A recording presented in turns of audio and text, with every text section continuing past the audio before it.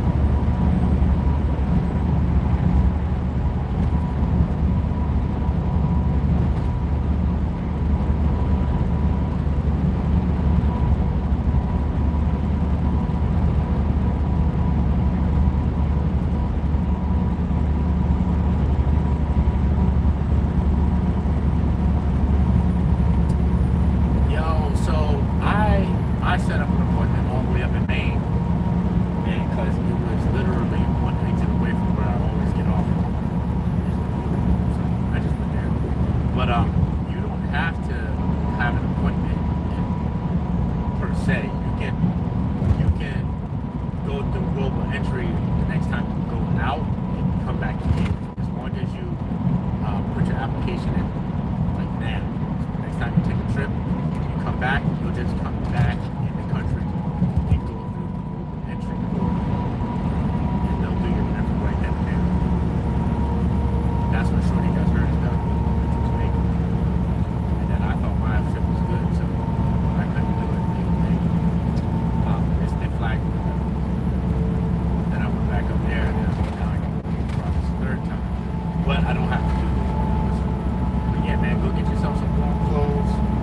Get yourself the best. I'm telling you, when I tell you, do not get the Elliot Kikoji running shoes. Don't do that, because we are not that many. Get yourself the most comfortable pair of shoes for you. I thought I was gonna get these marathon shoes and this shoes. Nah, man. I gotta get some thick sole Hokas next time. You know what I'm saying? Oh man. But yeah, man, I'm really thinking about doing this again. I'm gonna start running again. I started the calisthenics because I just need to move. Like, I need to feel like I'm moving. When I go to the gym and I do, arm, do overhead press, squats. Yeah, that's cool and all, but I'm just sitting in one position going like this, or pushing, or squatting.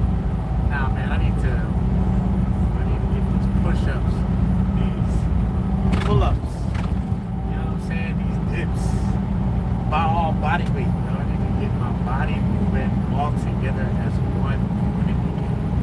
Because right now, everything feels like it's off kilter. I need to stretch and get my body working in unison. Oh, get moving spots. I feel like when we was younger, when you could go play, because we used to play hard. Like, you used to run forever.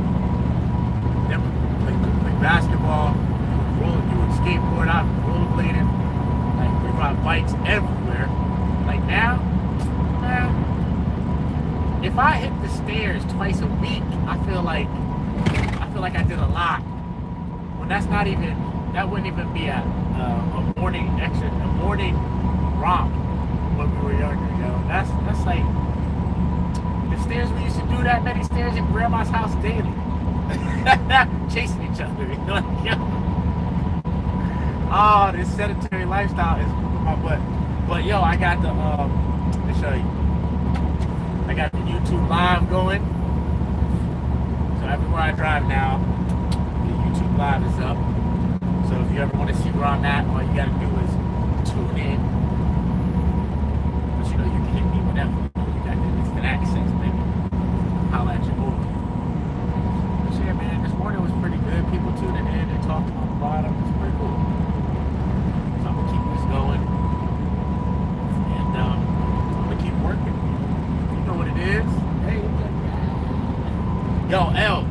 Tell little man I hope he feels better. And Hilkiah is going through the same thing. It is Saturday, don't get to school. But he was, he had diarrhea and throwing up, and he had the stomach bug. He was sore too. Not to mention, she don't get into school anyway, so it's like, he might go to school 2 days a week now. Half the time ain't nothing wrong.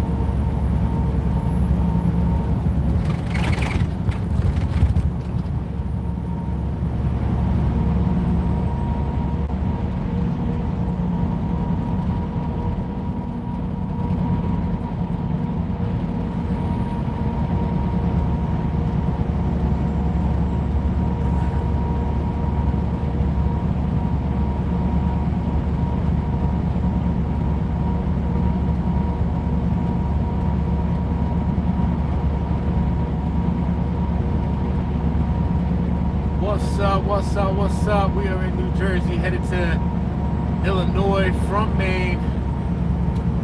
We rolling, baby. We rolling. I love you too. We are cooking today. Gotta get up and make the donuts. You understand? Let's stir the soup. Gotta put the butter on the bread. All that shit. Come out here and get paid, baby. Let's go. One load at a time. They're dropping loads off in the city. Let's move this weight. Big weight coming down the road.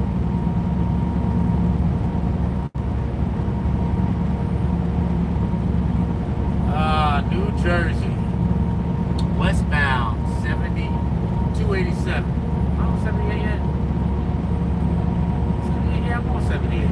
No, I'm on 287. I don't even know where the hell I'm at. New Jersey 287. We're gonna go 78, 33, 80 through the Poconos, all the way to Chicago and a little bit past. A little bit past Chicago, Illinois.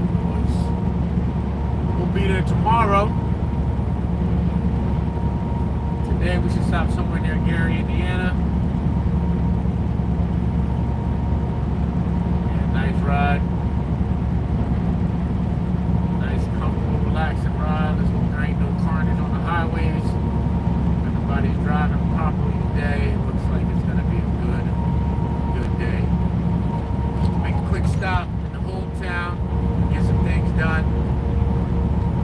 I got plenty of time to get there by Monday morning.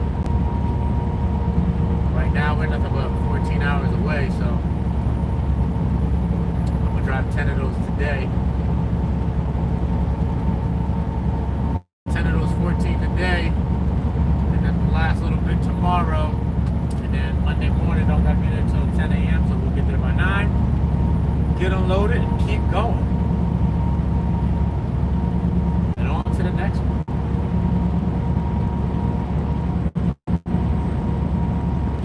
Enough of me talking. Back to drive. I don't want to hear my black ass anymore, huh?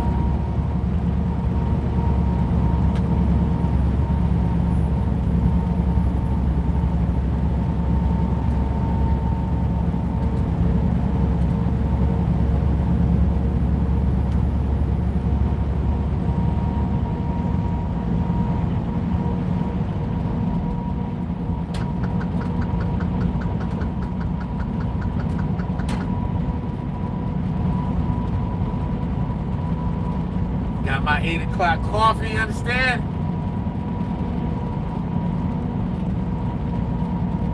You understand me?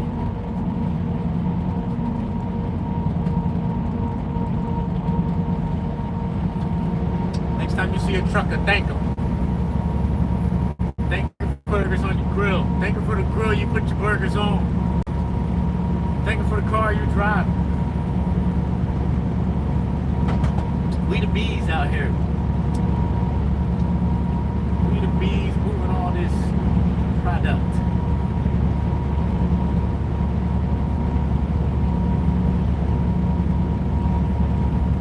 And if something happens, we blame it on the asphalt. We say it's the asphalt. Because it is.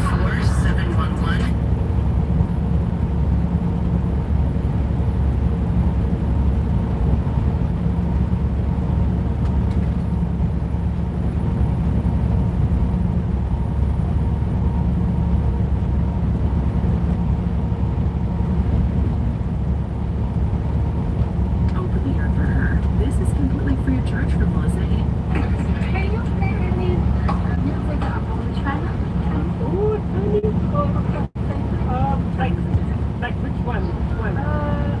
Everyone. Everyone? Just the Chinese accent.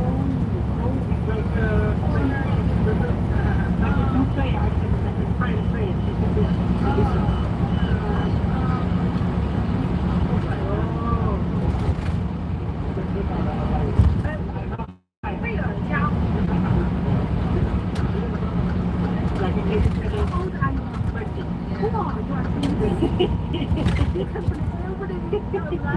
Yeah. I think I want to attend one concert. You really enjoy musician? Yeah.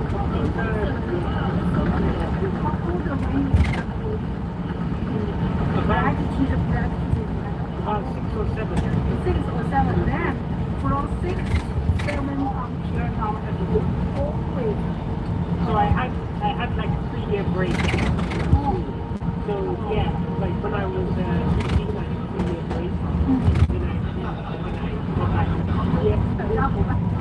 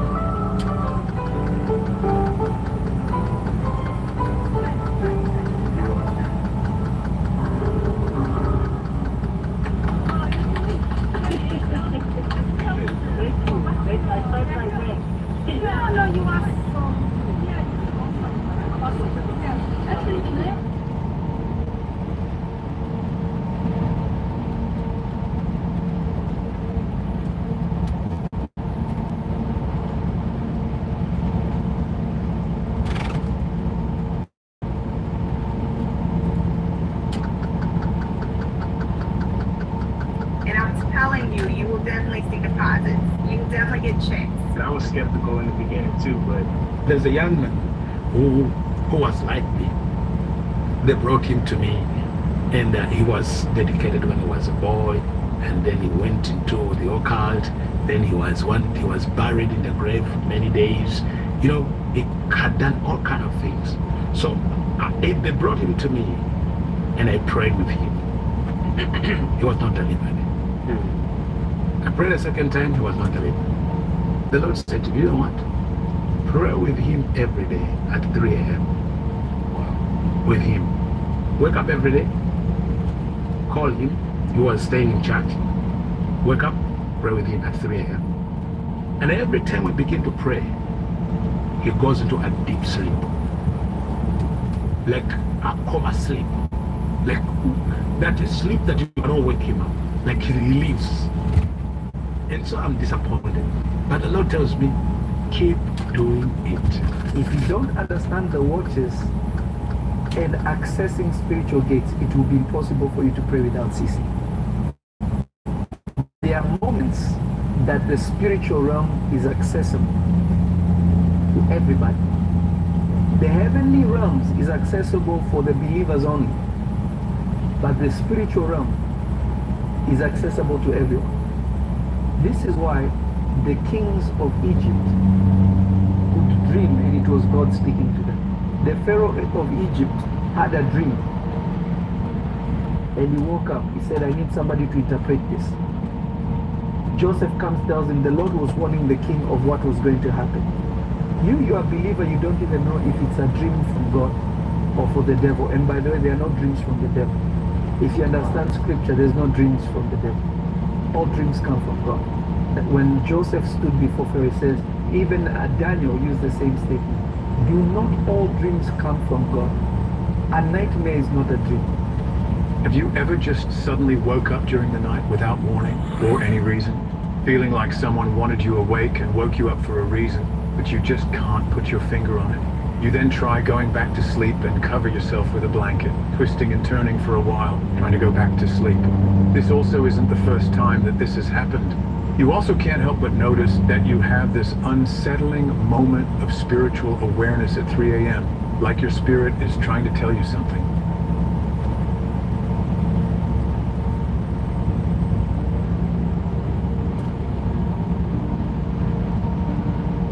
I was talking to a friend the other day. He's got a good job, nice house, beautiful family. But there was something in his eyes, a kind of restlessness, a hunger for something more. And it hit me. How many of us are walking around feeling that same thing? That nagging sense that we're capable of so much more, but we're stuck in a life that doesn't quite fit. It's like we're living someone else's dream, isn't it? We wake up, go through the motions day after day, but deep down we know there's more. We can feel it. That spark of potential just waiting to be ignited.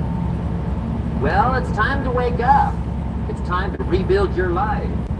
Not tomorrow, not next week, not when the time is right. Now. Because if not now, when? When was the last time you... 20, 180. That's how many clients I'm going to get you, and that's how many days it's going to take me to do it. When was the last time you truly felt alive? I mean, really alive. Heart pounding, nerves tingling, every sense heightened. For too many of us, that feeling is a distant memory, buried under layers of routine and responsibility. That aliveness, that vitality, it's still there. It's been there all along, waiting for you to rediscover it. Life has a funny way of sneaking up on us. We start out with big dreams, grand ambitions, but then bit by bit, we settle. We compromise. We tell ourselves, this is just how it is. Before we know it, years have passed, and we're living a life we never really chose. It's like we're stuck in a dream going through the motions, but never fully present. We work jobs we don't love, maintain relationships that don't fulfill us, and pursue goals that don't truly matter to us. And all the while, that spark inside us, that unique brilliance that makes us who we are, it starts to dim. It doesn't have to be this way. Not for one more day. Not for one more hour. Not for one more minute. You can keep sleepwalking through life, or you can wake up. You can choose to take back control, to rebuild your life from the ground up. Now I know what you're thinking. Easier said than done. And you're right, it's not easy. Waking up means facing some hard truths. It means acknowledging where you've fallen short, where you've let yourself down. It means taking a long, hard look in the mirror and being honest about what you see. That discomfort, that uneasiness you feel when you start to wake up. That's not a bad thing. In fact, it's the best thing that could happen to you. Because that discomfort is the first sign of growth. It's your soul's way of telling you, hey, we've got work to do. Waking up means recognizing that you are not your past. You are not your mistakes. You are not the labels others have put on you. You are a being of infinite potential, capable of reinventing yourself at any moment. It means understanding that every day, every hour, every minute is a new opportunity to make a different choice, to take a different path, to become a different person. You've got to want it, really want it, because the world isn't going to wake you up. Your boss isn't going to wake you up. Your spouse, your friends, your kids, they can't wake you up. Only you can do that. So I'm asking you, are you ready? Are you ready to shake off the slumber of mediocrity? Are you ready to reclaim your power, to tap into that wellspring of potential within you? Are you ready to rebuild your life? Not according to someone else's blueprint, but according to your own deepest desires and highest aspirations? Because if you're truly ready, then everything, and I mean everything, is about to change. The life you've been dreaming of, it's not just possible, it's inevitable. But only if you wake up, only if you choose it, only if you're willing to do the work. So what's it going to be? Will you hit the snooze button one more time? All right, let's get down to brass tacks. If you're going to rebuild your life, you need to know exactly what you're working with. It's time for a brutally honest assessment of where you are right now. You wouldn't start renovating a house without first inspecting the foundation, the wiring, the plumbing, would you? Of course not. You'd want to know what's solid, what needs work, and what needs to be torn down completely. Well, your life is no different. So let's take inventory. And I mean a real no-holds-barred inventory. No sugarcoating, no excuses, no blaming circumstances or other people. Just the cold, hard truth about where you stand. Let's start with your finances. What's the state of your bank account? Your debts? Your investments? Are you living paycheck to paycheck, or do you have a cushion? Are you on track for retirement, or is that something you're putting off thinking about? Write it all down. Every penny you owe, every asset you have. Get it all out in the open. Now, how about your health? When was the last time you had a checkup? How's your energy level throughout the day?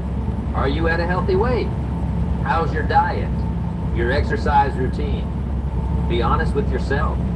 If you're not taking care of your body, all the success in the world won't mean a thing. Your relationships, are they nourishing you or draining you? Do you have people in your life who support your dreams, who challenge you to grow? Or are you surrounded by naysayers and energy vampires? What about your romantic relationship if you're in one? Is it a partnership that's helping you both become better versions of yourselves? How about your career? Are you doing work that fulfills you? That challenges you. That allows you to use your unique gifts, talents? Or are you just punching a clock, counting down the hours until the weekend? Be honest about where you stand professionally and whether it aligns with where you want to go. Now, let's dig a little deeper. What about your personal growth? When was the last time you learned a new skill? Read a book that changed your perspective? Stepped out of your comfort zone? Are you growing or are you stagnant? And what about your spiritual life?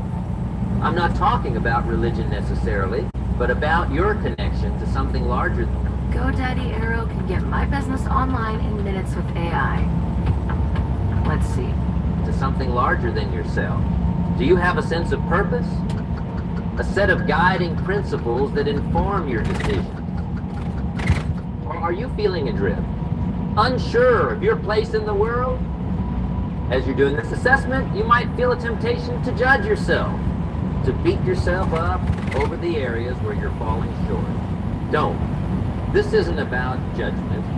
It's about awareness. It's about getting a clear, unvarnished picture of where you are so you can figure out where you need to go. Remember, wherever you are right now, it's okay. It's just your starting point. It doesn't define you, and it certainly doesn't limit you. It's simply where you're beginning this journey of rebuilding your life. Now, once you've done this assessment, I want you to do something that might seem counterintuitive. I want you to find something to be grateful for in each area of your life. Even if things look bleak, there's always something to appreciate. Maybe you're in debt, but you're grateful for the lessons you're learning about financial management. Maybe your health isn't great, but you're grateful for the wake-up call to start taking better care of yourself. This gratitude isn't about complacency. It's about recognizing that even in the midst of challenges, there's always something positive to build on. It's about shifting your mindset from one of lack to one of abundance. So there you have it. That's your current reality. It might not be pretty. It might not be where you want to be, but it's real. And that reality, that's your raw material. That's what you have to work with as you start this process of rebuilding your life. Remember, you can't change what you don't acknowledge. But now that you've acknowledged it, now that you've shown a light on every corner of your life, you're ready to dream, ready to plan, and most importantly, ready to act. That's the life you want. It's waiting for you. But first, you've got to be honest about where you're starting from. And now you are. You know, this reminds me of a story. There was this farmer I knew, owned a small plot of land that had been in his family for generations. Every year, he'd plant the same crops his father had planted and his grandfather before that. Corn, beans, the usual stuff, and every year he'd scrape by, just barely making ends meet. One day, a stranger passed through his village, stopped to chat with the farmer, who started complaining about his meager harvest, how hard it was to keep the farm afloat. The stranger listened patiently, then asked a simple question. Have you ever thought about planting something different? The farmer was taken aback. Different? But this is what we've always planted. It's what we know. The stranger smiled, reached into his pocket, and pulled out a handful of seeds the farmer had never seen before. Try these, he said. They might take more work to grow, but the payoff, well, you'll see. Now, the farmer was skeptical, but something about the stranger's confidence made him take the seeds. That year, alongside his usual crops, he planted these new seeds in a small corner of his field. Let me tell you, those new plants were demanding. They needed more water, more care, more attention than anything he'd grown before. There were times he was tempted to give up, go back to what he knew. But he persevered. When harvest time came, the farmer couldn't believe his eyes. The new crop yielded more than he'd ever seen. And not just in quantity, the quality was exceptional. Merchants from towns far and wide came to buy it, offering prices he'd never dreamed of. From that day forward, the farmer's life changed. He expanded his fields, tried new techniques, never stopped learning and experimenting. His farm prospered beyond his wildest dreams. Those seeds, they weren't just seeds. They were the seeds of change. They represented a new way of thinking, a willingness to step out of his comfort zone, to try something different. We all have those seeds within us. Seeds of potential, of change, of a better life. But they won't grow on their own. They need nurturing. They need attention. They need us to be willing to do things differently, to put in the work even when we don't see immediate results. What seeds are you planting in your life? Are you sticking with the same old crops? Or are you willing to try something new? Because that's where real change begins. That's how you start to rebuild your life. Vision. Not the kind you get checked at the optometrist, but the kind that lights a fire in your belly and gets you out of bed in the morning. The kind that makes you say, this is what I was born to do. If you're going to rebuild your life, you need to know what you're building towards. Otherwise, you're just wandering aimlessly, hoping to stumble onto something good. And hope, my friend, is not a strategy. What do you want? And I mean really want. Not what your parents want for you. Not what society tells you you should want. Not what you think you can settle for. Close your eyes for a moment. Imagine it's 5 years from now, and you've created the life of your dreams. What does it look like? What are you doing? Who are you with? How do you feel when you wake up in the morning? Get specific. If financial freedom is your goal, what does that mean exactly? How much money do you have in the bank? What's your monthly income? What kind of lifestyle are you living? If it's about your career, Take a look at this strange device that I'm holding in my hand. It's smaller than a quarter, but I believe it... what kind of lifestyle are you living? If it's about your career, what position do you hold? What kind of impact are you making? What does your day-to-day look like? Maybe it's about relationships. What kind of partner are you? What kind of friends do you have in your life? How do you show up for your family? Or perhaps it's about personal growth. What new skills have you mastered? What adventures have you embarked on? How have you expanded your horizons? Don't hold back. Don't limit yourself based on what you think is realistic or practical. Dream big, because if your dreams don't scare you a little, they're not big enough. You've got to make this vision so vivid, so real in your mind, that you can taste it. You've got to feel it in your bones, because that feeling, that clarity, that's what's going to drive you forward when things get tough. And believe me, they would get tough. But here's the thing about a clear vision. It turns I can into how can I. It turns obstacles into opportunities. It gives you the courage to take risks, to step out of your comfort zone, to do the things that scare you. Now, I know what some of you are thinking, but what if I don't know what I want? What if I'm not sure about my vision? And to that I say, start anyway. Start with what you do know. Start with what you don't want and work backwards from there.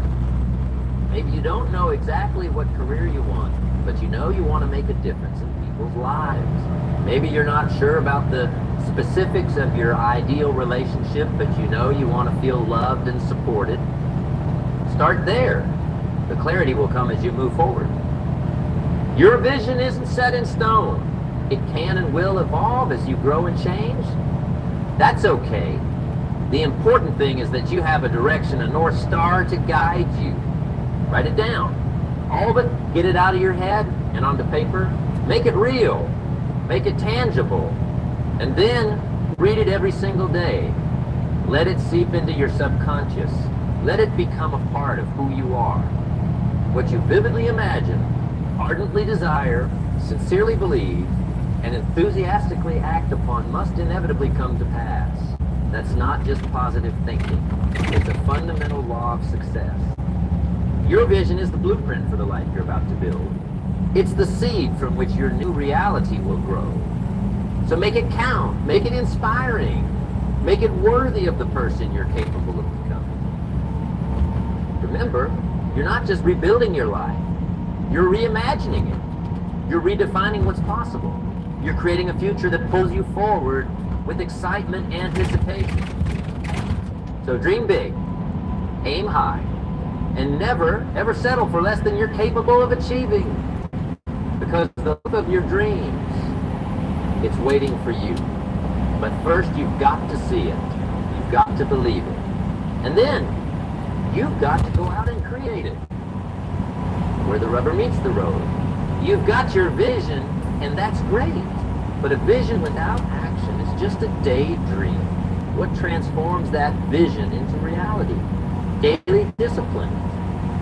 Success isn't about grand gestures or heroic efforts. It's about what you do day in and day out, when no one's watching, when you don't feel like it, when it seems like it doesn't matter.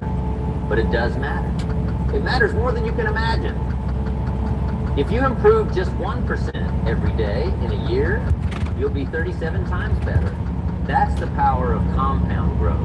And it works in every area of your life. Let's break it down. Say you want financial freedom. Your daily disciplines might include tracking every penny you spend, reading about investing for 30 minutes, and putting aside a portion of your income, no matter how small. Each of these actions might seem insignificant on their own, but do them consistently, day after day, and watch what happens. Or maybe you're focused on your health. Your daily disciplines could be exercising for 30 minutes, preparing nutritious meals, getting 8 hours of sleep, and drinking enough water. Again, none of these are earth-shattering on their own, but together, over time, they'll transform your health and energy levels. What about relationships? Daily disciplines here might look like expressing gratitude to someone in your life, actively listening without interrupting or scheduling quality time with loved ones. Small actions, big impact. The key word here is daily. It's not what you do once in a while that shapes your life. It's what you do consistently. Now I know what you're thinking. That sounds great, but I've tried to build habits before. It never sticks. And I get it. Building new habits isn't easy. If it were, everyone would be living their dream life. You don't rise to the level of your goals, you fall to the level of your systems. So if you want to change your life, you've got to change your systems. You've got to make it easy to do the right things and hard to do the wrong things. Want to exercise more? Put your workout clothes next to your bed the night before. Want to eat healthier? Prep your meals for the week on Sunday. Want to save more money? Set up automatic transfers to your savings account. Start small. Ridiculously small. Want to build a reading habit? Don't start with an hour a day. Start with one page. One page is easy. One page. You want to go to college, finish college, or jumpstart your career. Who says in order to go places, you need to travel 1,000,000 miles to do it? New Jersey. Want to build a reading habit? Don't start with an hour a day. Start with one page. One page is easy. One page you can do no matter how tired or busy you are. And once you've built that habit, you can gradually increase. Remember, it's not about perfection. It's about consistency. You don't have to be great to start, but you have to start to be great. Willpower. Here's the truth. Willpower is like a muscle. It gets fatigued with use. That's why it's so hard to resist that cookie at the end of a long, stressful day. The more you exercise that willpower muscle, the stronger it gets. And the stronger it gets, the easier it becomes to stick to your daily disciplines. So how do you strengthen your willpower? By keeping the promises you make to yourself. When you say you're going to do something, do it. No matter how small. Because every time you keep a promise to yourself, you're building trust with the most important person in your life. You. And here's another thing about daily disciplines. They compound. That workout you do today doesn't just make you a little stronger today. It makes tomorrow's workout a little easier. That money you save today doesn't just increase your bank balance. It gives you more to invest tomorrow, which leads to even more growth. But perhaps the most powerful effect of daily disciplines is this. They change how you see yourself. Every time you follow through on a commitment, every time you do what you said you'd do, you're reinforcing a new identity. You're becoming the kind of person who does these things. And once you see yourself that way, it becomes easier and easier to keep going. So what daily disciplines are you going to commit to? What small actions are you going to take every day? Rain or shine, motivated or not, that will move you closer to your vision. Choose them wisely, commit to them fully, and watch as they transform your life, one day at a time. Because remember, the way we do anything is the way we do everything. Your daily disciplines aren't just habits. They're the building blocks of the life you're creating. Something that's guaranteed to happen on your journey, obstacles and setbacks. They're not just possible, they're inevitable. And that's a good thing. You heard me right? It's a good thing. Why? Because obstacles are not there to stop you. They're there to test you, to see how badly you want it, to see if you're worthy of the life you're trying to create. Now I know what you might be thinking. Easy for you to say. You don't know what I'm up against, and you're right, I don't. But here's what I do know. The size of the obstacle is never the issue. What matters is the size of you. When you decide to rebuild your life, you're declaring war on mediocrity. And mediocrity doesn't go down without a fight. It will throw everything it's got at you. Doubt, fear, procrastination, the temptation to give up when things get tough.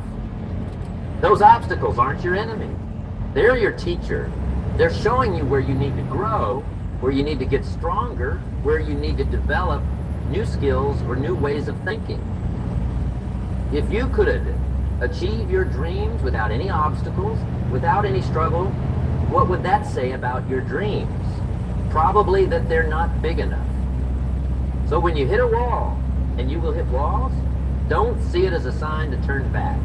See it as a challenge to climb higher, to dig deeper, to become more than you were before.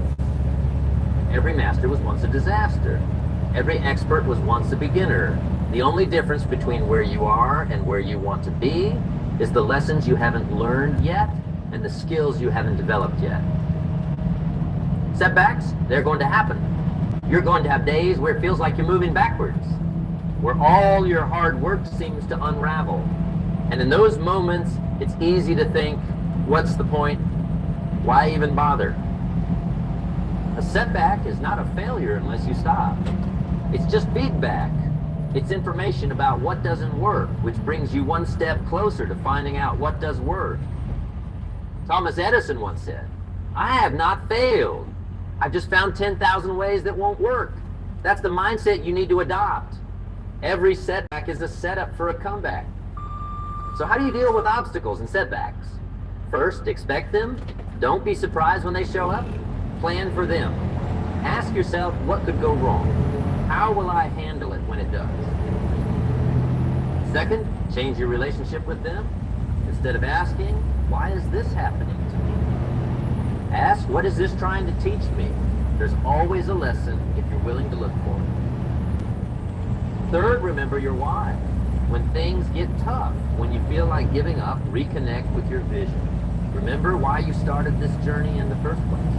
Let that fuel you through the tough times. Or take action.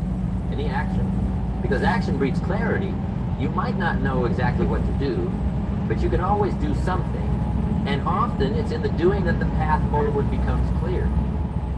Fifth, surround yourself with the right people. People who believe in you, who support your dreams, who will pick you up when you fall and push you to keep going. And finally, celebrate your resilience. Every obstacle you overcome, every setback you bounce back from, is proof of your strength. It's evidence that you're growing, that you're becoming the person capable of living the life you dream of. Remember, the journey of Hey everybody, it's Tony Robbins. Listen, I'm on my way to the studio and the sun is setting on an opportunity and I don't want you to miss out. I don't know if you... Remember, the journey of rebuilding your life is not about avoiding obstacles. It's about becoming the kind of person who can overcome any obstacle. It's about developing the strength, the wisdom, the resilience to handle whatever life throws at you. So bring on the obstacles. Bring on the setbacks. Because with every challenge you face, with every setback you overcome, you're not just rebuilding your life. You're rebuilding yourself. And that, my friend, is the greatest victory of all. You know, this reminds me of a story about a young sculptor. This guy, fresh out of art school, was given a massive block of marble and tasked with creating a masterpiece. Now, he had all the tools, all the training, but standing in front of that enormous, unforgiving stone, he felt overwhelmed. Day after day, he'd chip away at the marble. Sometimes he'd make good progress. Other times it felt like he was going backward. The stone was hard, his tools would break, and often he'd stand there, doubting if he had what it took to bring out the beauty he knew was hidden within. One particularly frustrating day, he was ready to give up. He went to his old master complaining, "This is impossible. I'll never create anything beautiful from this stubborn rock." The master smiled, the knowing smile of someone who's been there before. He said, "My boy, the masterpiece is already there. Your job isn't to create it, but to uncover it. Every chip, every scratch, every seemingly small action is revealing the beauty hidden within." Encouraged, the young sculptor returned to his work with renewed vigor. But surely, a form began. It wasn't always easy. There were days when he felt he had taken a step backward, days when he was tempted to give up. But he persevered, remembering his master's words. And finally, after years of dedicated effort, he stepped back and beheld a sculpture of breathtaking beauty. What had once been a rough block of stone was now a work of art that would be admired for generations. Rebuilding your life is a lot like sculpting that masterpiece. The life you dream of, it's already there inside you. Your job is to chip away everything that isn't that life. Every habit you break, every new skill you learn, every obstacle you overcome. It's all part of revealing the masterpiece within. And just like the sculptor, there will be days when it feels like you're not making progress, when the stone seems too hard, when you're tempted to give up. But remember, every small action, every tiny improvement is bringing you closer to uncovering your masterpiece. So keep chipping away, keep refining, keep believing in the beauty of your dreams, because the masterpiece, that is your ideal life. It's already there, waiting for you to uncover. Relationships. Now, I'm not just talking about romantic relationships, though those are important too. I'm talking about all the connections in your life. Family, friends, mentors, colleagues. Because here's the truth. No one ever achieved greatness in isolation. Who are the 5 people you spend the most time with? Take a moment and really consider that. Because here's a hard truth.